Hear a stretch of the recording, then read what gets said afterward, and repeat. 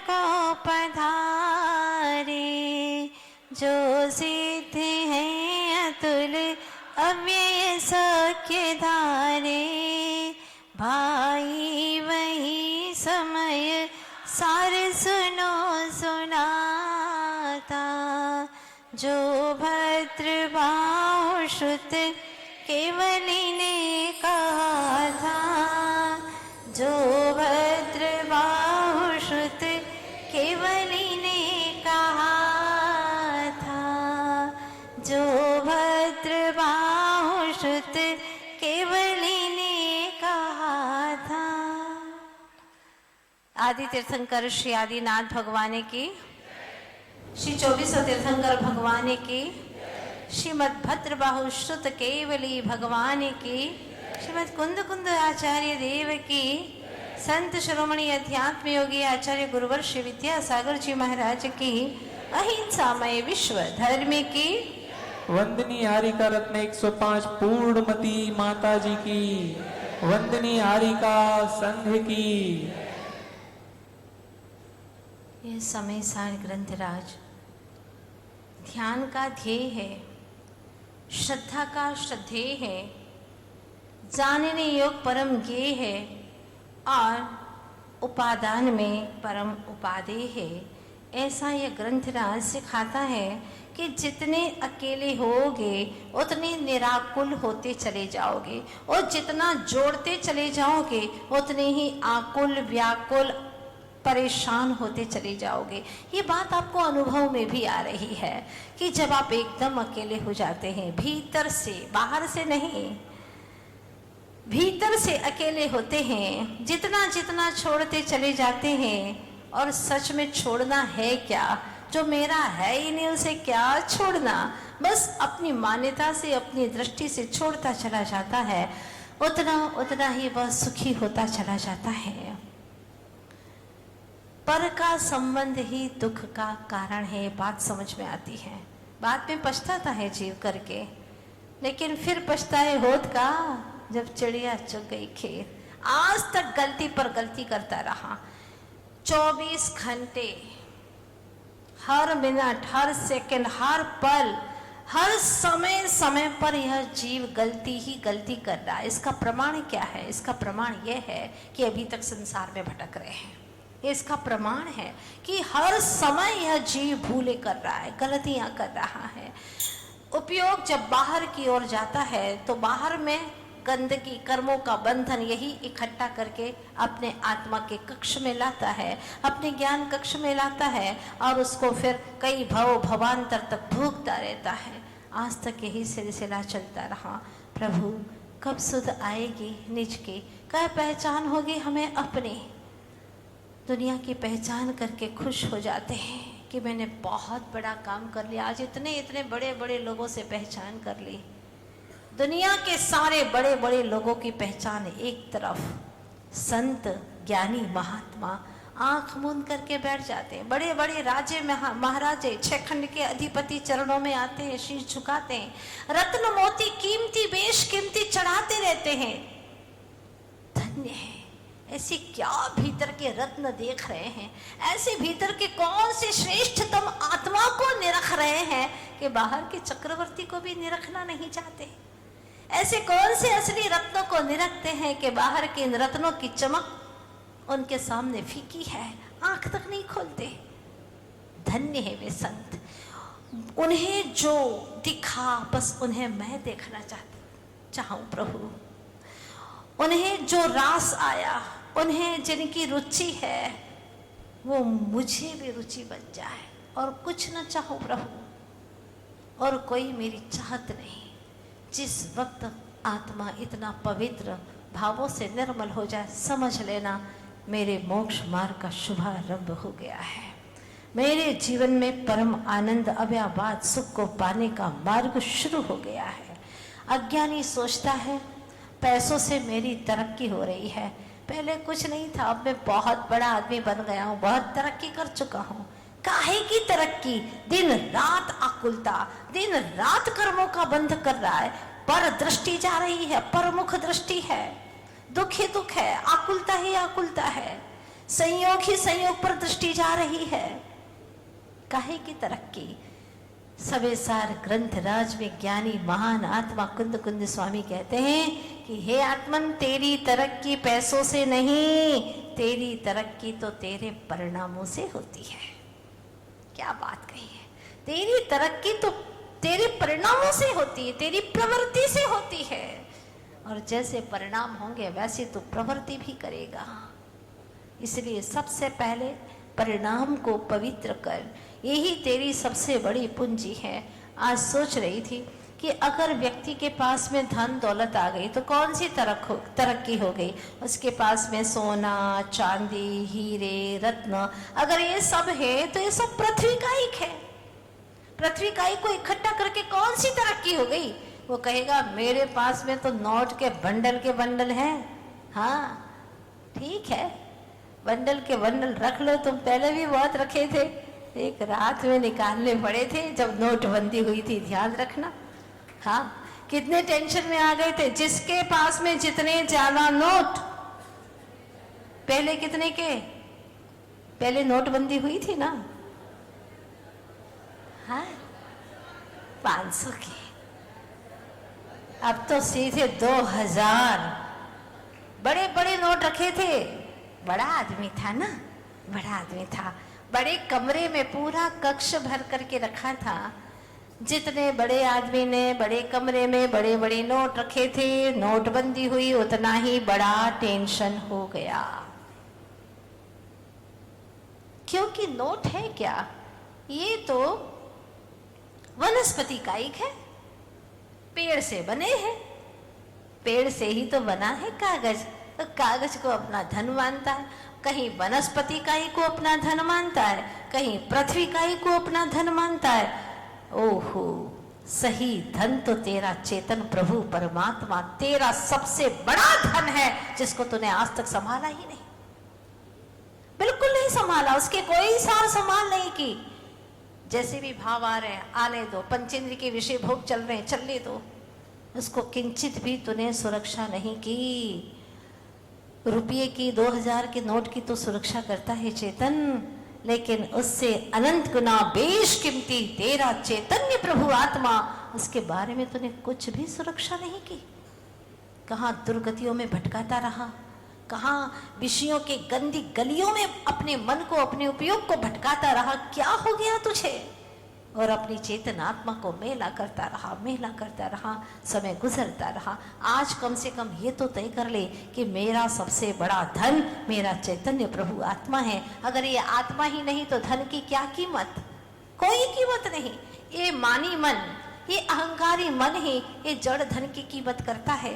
वरना पशुओं के पास में आप चाहे कितना ही पूरी कोठी भर करके रख दो रुपये, सूंघेंगे भी नहीं उसको, देखेंगे भी नहीं उसको, कोई मतलब नहीं उन्हें। लेकिन तुम्हें बहुत ही उसको देख करके मन खुश होता है, तुम्हें लगता है वाह मुझे सब कुछ मिल गया। कुछ नहीं मिला, आकुलता मिली है। और आप स्वयं देखिएगा, जिसके पास में संतोष धन होता है वो बड़ा सुखी रहता है, आनंद से जीता है। लेकिन जिसके पास में जैसे जैसे जैसे धन बढ़ता चला जाता है, धन नहीं बढ़ा, पुद्गल का भंडार भर गया तेरे पास में, पुद्गल का। और पुद्गल के पास में सुख है ही नहीं, तो मानता है कि मैं सुखी हो गया, इतना धन मिल गया। अरे वनस्पति कायिक और पृथ्वी कायिक को कायिक भी नहीं है, काय है, जीव नहीं है, निकल चुके हैं उसमें। ऐसे उसको इकट्ठा करके सोच रहा है कि बस मेरे पास में इतना धन दौलत आ गया, मैं बड़ा सुखी हो गया। अरे सुखी नहीं तो परम दुखी दुविधा में पड़ गया है।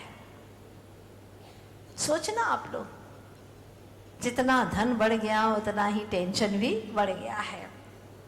लाभात, जितना जितना लाभ होता है लोभ प्रजायते, उससे लोभ की और उत्पत्ति होती चली जाती है। इसीलिए आचार्य देव कहते हैं कि अगर तुझे लोभ ही करना है तो अपने शुद्ध चेतन आत्मा के गुणों का लोभ करके मुझे और चाहिए, और तरक्की चाहिए, और मुझे भीतर से तरक्की चाहिए, और परिणामों में विशुद्धि चाहिए, नहीं इतने से नहीं। जिन भावों से ये भगवान आत्मा प्रकट हो जाए, बस उतनी तरक्की मुझे चाहिए, उतना ही चाहिए मुझे। इससे कम नहीं, दिन रात पुरुषार्थ किए जा रहा है। वरना क्या कमी थी? 6 खंड के अधिपत्य को प्राप्त किया था, जिन्होंने एक पल में छोड़ करके जंगलों में चले गए, क्योंकि उन्हें पता था जो वन में गए वे भगवान बन गए, जो भवन में रह गए वह वन वन में डोलते रह गए। इसलिए हमें वन वन में डोलते रहना, और भवन से वन में गए वे भगवान बन गए। जो भवन से वन में गए, आत्म साधना में लग गए, वो सब भगवान बन गए। तो हमें भी आज तय करना है कि मैंने पर से इतना संबंध किया, इतना संबंध किया, क्या क्या किया है। एक बहुत सुंदर भजन सुना था, आज प्रासंगिक है। भूल कर अपना घर, जाने कितनों के घर तुझे जाना पड़ा। भूल कर अपना घर, जाने कितनों के घर तुझे जाना पड़ा। एक पंक्ति में कितना रहस्य है। अपना घर भूल करके, आप कहोगे नहीं माता जी हम तो भूले ही नहीं, हमको अपना घर पूरा याद है, पूरा पता पूछ लो कैसा घर है, अभी यहाँ आंख बंद करके पूरा ध्यान कर सकते हैं हम अपने घर का। वो तुम्हारा घर नहीं है। कल ही मैंने कहा था वो असली पता नहीं है, वो सब मिटने वाले पते हैं, स्थायी नहीं है वो कुछ। आज से 100 वर्ष के बाद में आकर के कोई देखेगा वहां पर ये नहीं मिलने वाले, पता ही बदल जाएगा, और कौन सी गति में जाएंगे पता ही नहीं। वास्तव में मेरा निज ग्रह चैतन्य ग्रह है, जहां पर स्वद्रव्य, स्वक्षेत्र, स्वकाल और स्वभाव की चतुष्टय दीवारों से मजबूत है। कब से? अनादिकाल से। मेरा चेतन ग्रह इतना मजबूत है जो आज तक कभी टूटा नहीं। मेरा चेतन ग्रह इतना निराला है, इतना अद्भुत है कि उसमें आज तक एक भी परमाणु का प्रवेश हुआ ही नहीं। क्या अद्भुत बात है! ऐसा मेरा चैतन्य ग्रह। मैं अनादि से जितना था उतना ही हूं। और कैसा है चैतन्य ग्रह तेरा? तुम कहाँ रहते हो? हम तो कहाँ रहते हो? गुजरात में रहते हैं। हाँ, इस प्रदेश में रहते हो, एक ही प्रदेश में रहते हो, तो क्या पूरे प्रदेश में रह सकते हो क्या तुम? बोलो। नहीं, एक प्रदेश में भी किसी एक शहर में, तो क्या पूरे शहर में रह सकती हो क्या तुम? नहीं नहीं, उसमें भी कोई एक ऐसी कॉलोनी में, तो पूरी कॉलोनी में रह सकती हो क्या तुम? नहीं नहीं नहीं, उसमें भी कोई एक घर में, तो पूरे घर में भी तुम फैल सकते हो क्या? नहीं, किसी एक कमरे में भी पूरे समाहित हो जाते हो क्या? नहीं, हम तो 3.5 हाथ के शरीर में ही रहते हैं, है ना? पूरे प्रदेश में नहीं रह सकते। पर क्या महत्वपूर्ण तेरी महिमा है चेतन। क्या कहते हैं आचार्य जी? तो इतना महिमावंत है कि तू असंख्यात प्रदेशों का अधिपति है। कितने? असंख्यात प्रदेशों का। मैं चैतन्य आत्मा, असंख्य प्रदेशी आत्मा, जिन्होंने अपने आत्मा की महिमा को जाना वे महिमावंत भगवंत हो गए, और जिन्होंने जड़ तत्व की, पुद्गल की महिमा को जाना, जड़ रत्नों की महिमा को जाना, और ये ढेले ही इकट्ठे करते रहे, और की कीमत एक ढेले भर की भी नहीं रही, कुछ नहीं रही। जन्मते रहे, मरते रहे, जन्म मरण का सिलसिला चलता रहा। इस सिलसिले से ऊपर उठ ना पाए। धन्य है जिन्होंने अपने आत्म तत्व की महिमा को जाना, वे पहुंच गए। अपनी महिमा को जान नहीं पाता है, सिद्धों जैसा होकर के भी बचकानी हरकतें कर रहा है। 24 घंटा इंद्रिय और मन के विषयों में इतना लुप्त हुआ, भीतर से कषाय जाती नहीं, भीतर से मोह राग रंग जाता ही नहीं। क्यों नहीं जाता? अगर तू चाह ले तो अभी इस वक्त जा सकता है, क्योंकि वह पर संबंध है। कैसा होता है पर संबंध? एक कथा आती है पौराणिक, बहुत सुंदर कथा, सुंदर कथा है इसीलिए क्योंकि आप समझ सके, और इससे आपको बहुत कुछ चुनौती मिलेगी, बहुत कुछ समझने को मिलेगा।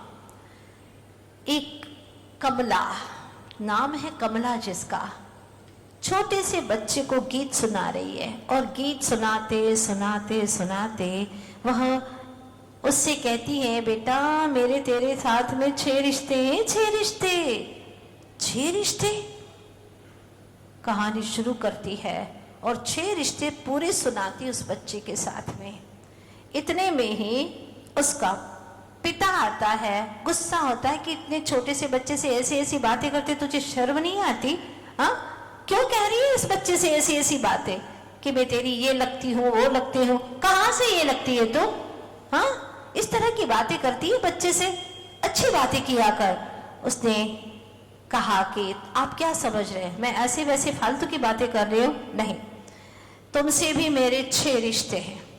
इस बच्चे से तो हैं ही 6 रिश्ते, तुमसे भी मेरे 6 रिश्ते हैं। कैसे हैं तुमसे मेरे 6 रिश्ते? सुनो, पहले नाते में तुम मेरे पिता हो, क्योंकि इस समय तुम मेरी माता के पति हो। क्या? तुम मेरे माता के पति हो, इसलिए तुम मेरे क्या बने? बोलो। हाँ, तुम मेरे पिता बन गए। तुमने, अब ये रिश्ते नाते जोड़ने में मुझे भी थोड़ा टाइम लगता है, क्योंकि हमने भी ये रिश्ते नाते समझे नहीं है ना, बहुत कठिन है, डिफिकल्ट है। पहले नाते से तुम मेरे भाई दूसरे नाते से तुम मेरे भाई हो, क्योंकि तुमने और मैंने एक ही माता से जन्म लिया है, इसीलिए तुम और मैं दोनों भाई बहन हैं। सुन रहे हो आप लोग? हाँ, इसीलिए तुम मेरे भाई हो। दूसरे नाते से तुम मेरे पिता हो, क्योंकि इस समय तुम मेरे माता के पति बने हुए हो। कहानी बहुत रहस्यपूर्ण है, समझना। तीसरे नाते से तुम मेरे पुत्र हो, क्योंकि इस सौत जो मेरी माता है, वसंत माला भी सौत है, इसके तुम पुत्र हो, और सौत के पुत्र मेरे भी पुत्र हुए, इसलिए तीसरे नाते से तुम मेरे पुत्र हो। और इसके बाद में वो कहती, चौथे नाते से तुम मेरे पति हो, क्योंकि उज्जैनी नगरी में तुम्हारा और मेरा विवाह हुआ था। भाई बहन है, लेकिन तुम्हारा और मेरा विवाह हुआ था, इसीलिए तुम मेरे पति हुए। 5वें नाते से तुम मेरे दादा हो, क्योंकि यह बालक मेरा काका भी लगता है। यह बालक मेरा काका लगता है और तुम उसके पिता हो, इसलिए तुम मेरे दादा भी हो।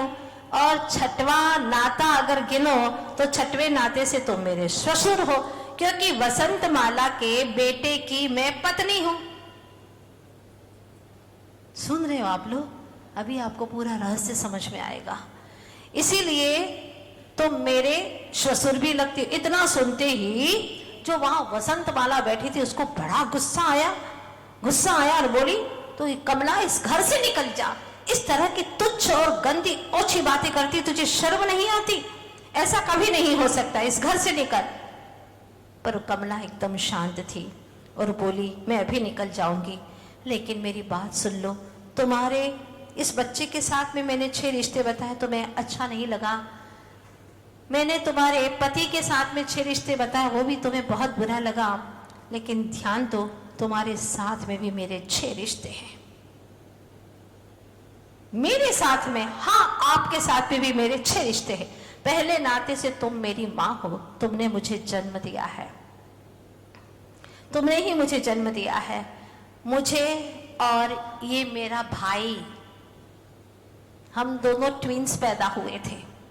फिर पेटी में बंद करके तुमने हमको बहा दिया। दोनों पेटी में, अलग अलग पेटी में हमको बंद किया और अलग अलग दिशा में बहा दिया। एक पूर्व में निकल गया तो एक पश्चिम में निकल गया। पता नहीं कैसे हम दोनों का मिलन हो गया और उसने मुझे पसंद किया, मेरे साथ में विवाह कर लिया, मेरे साथ में विवाह कर लिया। क्या संसार है। फिर समय गुजरा, उसने मुझे छोड़ दिया और उज्जैनी नगरी में चलता चलता आया ये, और उन्हें आप पसंद आ गई। अपनी ही मां के साथ में उसने विवाह कर लिया, अपनी अपनी ही माँ के साथ में, और उनसे जो ये पुत्र उत्पन्न हुआ है आपको, उसी के साथ में मैंने 6 रिश्ते जोड़े हैं। वसंतमाला आश्चर्यचकित हो जाती है, तो वह कहती है पहले नाते से तुम मेरी माँ लगती हो क्योंकि तुम्ही ने मुझे जन्म दिया है, दूसरे नाते से तुम मेरी भाभी लगती हो। भाभी और क्या है, दूसरी ननद कहलाती है ना। हाँ, क्योंकि मेरे सहोदर भाई की तुम पत्नी हो इसलिए भाभी हो, मेरे भाई की पत्नी। अब समझ में आ रहा है आपको?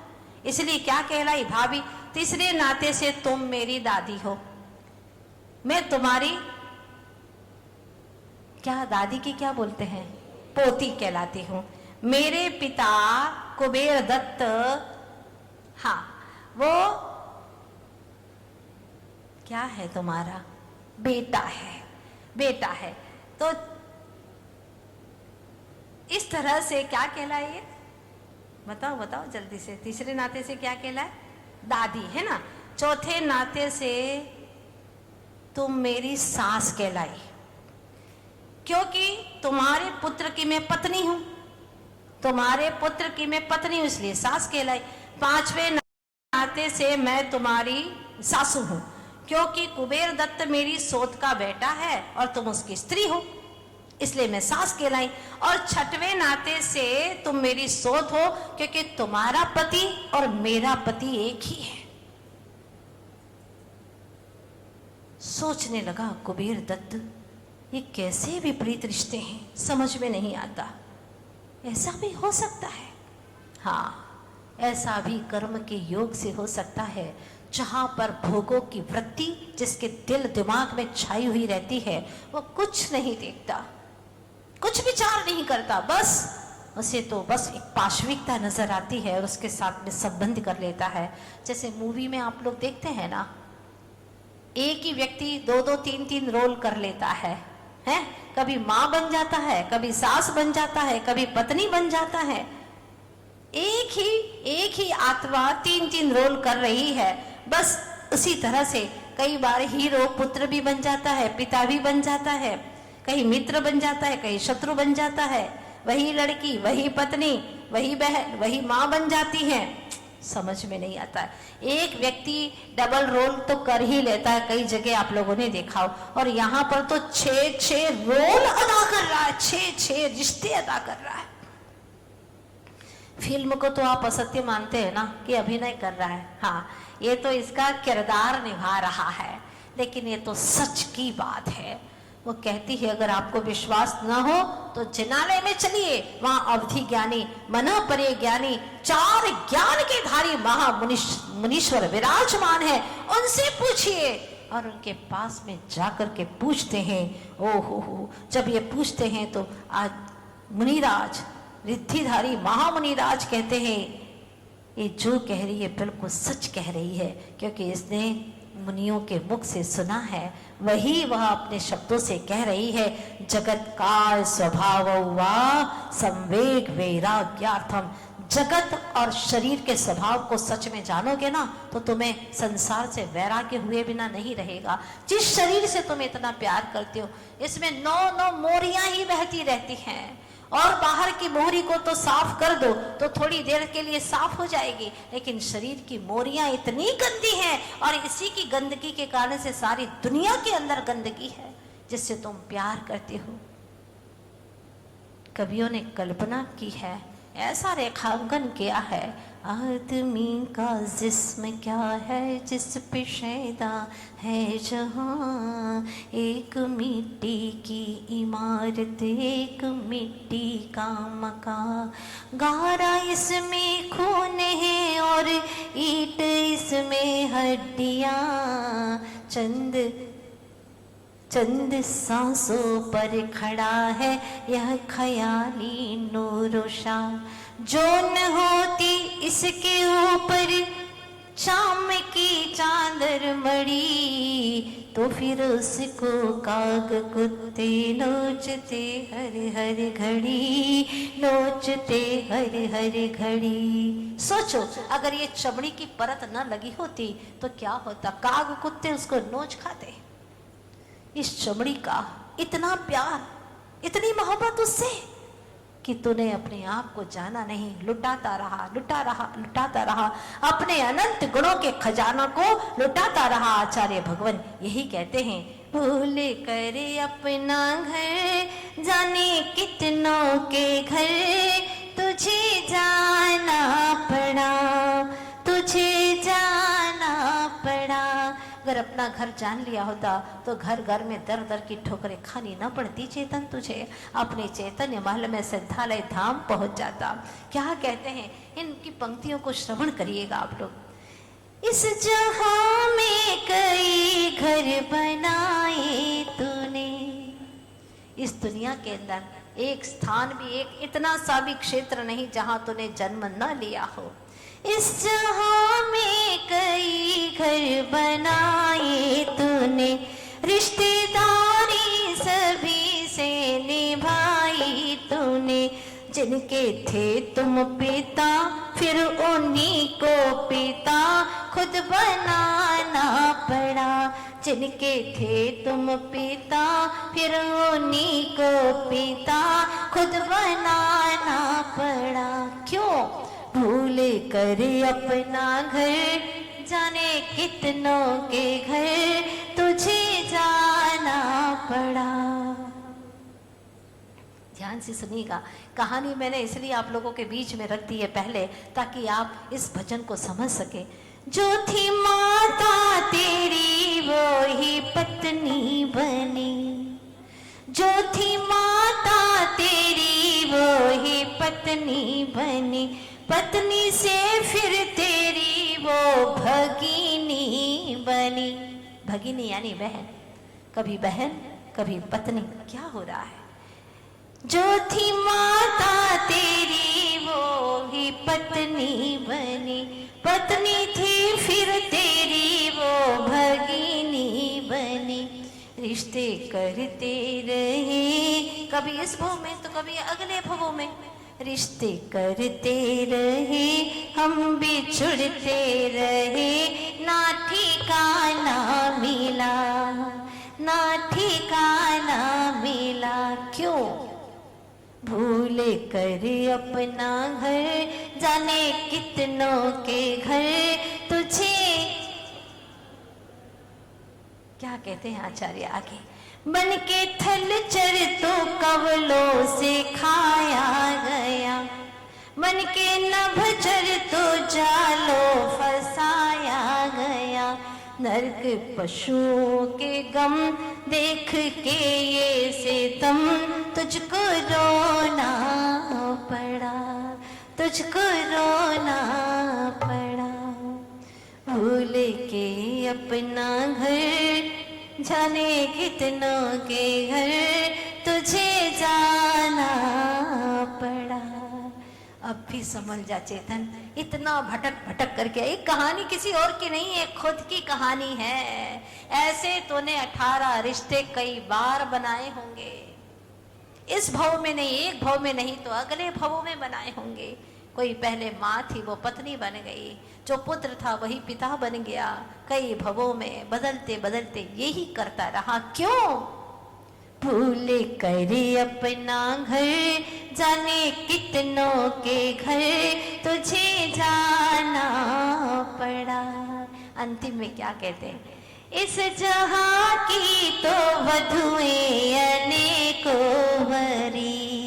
क्या कह रहे आचार्य भगवान, यहाँ की तो कई वधुएं तूने वर लिया, जो वधुएं नहीं थी उनके प्रति भी तूने कुदृष्टि डाल करके उन्हें भी अपना बनाना चाहा। इस जहां की तो वधुएं अनेकों वरी, मुक्ता रानी न अब तक तेरे मन बसी, मुक्ता रानी न अब तक तेरे मन बसी। जिसने उसको वरा, किसको? मुक्ति रानी को। जिसने उसको वरा इस जहां की धरा पर न आना पड़ा। जिसने उसको वरा इस जहां की जिसने उसको वरा इस जहां की धरा पर न आना पड़ा। भूल कर अपना घर जाने कितनों के घर तुझे आना पड़ा, तुझे जाना पड़ा। और कब तक आना जाना पड़ेगा चेतन? प्रश्न तेरे साथ में है, लेकर के जाना आज। कब तक आना जाना पड़ेगा? प्रभु अब तो मुझे कोई घर में नहीं जाना, बस निज ग्रह में समाहित होना है, अपने ही चैतन्य आत्म प्रदेशों में समाहित हो जाना है। बस प्रभु अब कोई घर नहीं बनाना, पर घर बनाना मतलब भटकना ही भटकना है, एकत्व स्वरूप में आना है। इसी गाथा को हिंदी में गोथा है आचार्य भगवान ने। प्यारा यही समय है निज धर्म करता, एकत्व शाश्वत शुभाशुभ कर्म हरता। पैबंद की वह कथा दुखकारिणी है, अच्छी लगे न मुझको भववर्धिनी है। हे प्रभु परम वितराग, आज प्रथम बार मन में ये भाव आया है कि मुझे ये बंध की संबंध की भोगों की कथा बिल्कुल अच्छी नहीं लगती। अनंतों बार मुझे रुचिकर लगी, इसी का अंजाम था कि मैं संसार में भटकता रहा, निज ग्रह को भूल करके पर घर में भटकता रहा, परेशान होता रहा। पर प्रभु मुझे अब अपने एकत्व विभक्त चैतन्य महल में प्रवेश करना है। हे कुंद कुंद स्वामी, मुझे बता दो उस घर में कैसे प्रवेश करो? क्या मैं जा सकता हूं सुलभता से? तो क्या कहते हैं कुंद कुंद स्वामी अगली गाथा में, देखिएगा। सुत परिचिदान भूदा, गाइए, अपने जुबान से गाइए और धन्य करिए अपनी रचना को। सुत परिचिदान भूदा,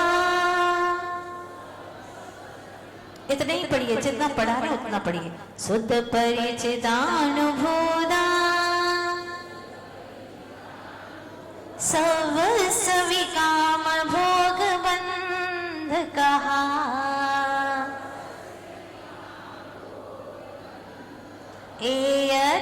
एयतस्सुवलंभो नवऋण सुलहो विहतस्स।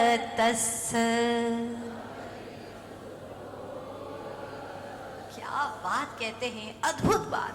सुत परिचिदान भूदा, सब सविकाम भोग बंध कहा, एयतस्सुवलंभो नवऋण सुलहो विहतस्स। क्या कहते हैं, देखो काम भोग बंध की कथा है, बहुत सुलभ है, खूब सुनी है, परिचय भी बहुत हो गया तुम्हारा और बहुत अनुभव है तुम्हारा, टैलेंट हो तुम काम भोग और बंध के कामों में। तुम्हारे वीक पॉइंट पर प्रहार किया है कुंद कुंद स्वामी ने, ताकि वह टूट जाए। काम भोग और बंध की कथा से तुम्हारी रुचि मिट जाए। सारी व्यथा है इन्हीं कथाओं से। आज तक की जो व्यथाएं हैं वो किसकी वजह से है? काम भोग बंध की कथाओं से सारी व्यथाएं, जितना भी दुख उठाया है, जितनी भी समस्या आई है, एक काम भोग और संबंध कर्मों के संबंध से ही दुख उठाया। आप लोगों का मन स्वीकार कर रहा है? बोलिए ना, प्रेम से बोलो अपनी चेतनात्मा को, स्वीकार करो चेतन। इस सत्य को यहाँ स्वीकार नहीं करोगे तो फिर कहीं स्वीकार नहीं कर पाओगे। यहाँ स्वीकार करो, घर जाकर के और उसको गहराई में जाकर के देखो, तोलो, नापो। जो इस जीव ने भूल की है उसको पकड़ो। कहते हैं ना, भूलो थी मानस सीखे छे, है ना? हाँ, भूलो थी मानस सीखे छे अने भूलवाथी मानस आगळ वधे छे। बहुत गहरी बात है। भूलवाथी, पर को भूलो उतने ही आगे बढ़ते चले जाओगे। और जितने जितने भूलों को आप कर रहे हैं ना, उतना सीख गए कि ये सब पतन के रास्ते हैं। अब उन भूलों को मत करो, दोबारा आगे बढ़ने की कोशिश करो। जो भूल कर चुके उसको भूल जाओ और आगे बढ़ने की कोशिश करो। गाथा बहुत प्यारी है, समझने की है। मुझे विश्वास है कि आपको समय सार कठिन नहीं लग रहा है, बहुत सरल, और लग रहा होगा कि इस ग्रंथ को तो हमें बहुत पहले पढ़ना चाहिए था, बहुत देर कर गई। कोई बात नहीं, शाम को भी अगर घर से भूला व्यक्ति आ जाए शाम को भी तो उसको भूला नहीं कहते, है ना। बस इतना ही करिएगा, वही शाम ही हमारी सुप्रभात मानी जाएगी। अभी भी हम निज घर आ जाएं तो भूले हुए नहीं है, हमारा भ्रम टूट जाएगा। निज घर आना है जहाँ परमानंद ही परमानंद है, कोई आकुलता नहीं, कोई पीड़ा नहीं, कोई समस्या नहीं, बस उसी ठिकाने पर आना है। यही भावना है, यही लक्ष्य है समय सार पढ़ने का उद्देश्य। हूँ चैतन्य चिदानंद धाम